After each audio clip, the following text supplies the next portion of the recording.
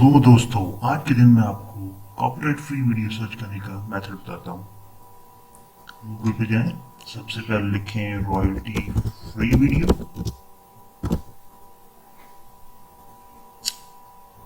और इसमें डिफरेंट आपको वेबसाइट नजर आएंगी। सबसे पहले हम ले लेते हैं शटरस्टॉक।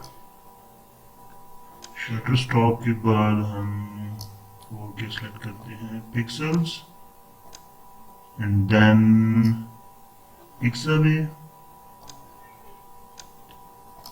कवर को, और इसी तरह की डिफरेंट आपको और भी फ्री स्टाइल वीडियो मिल जाएंगी।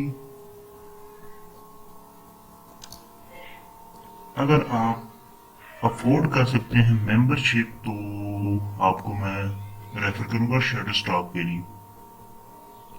और अगर आप बिल्कुल फ्री वीडियो लेना चाह रहे हैं तो पिक्सल्स पे जाएं, यहाँ पे आप सर्च कर लें। फॉर एग्जांपल आप अमेरिका सर्च करते हैं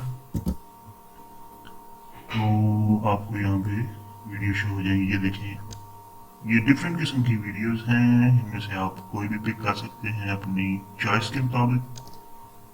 इसके अलावा आप लिखते हैं स्काई,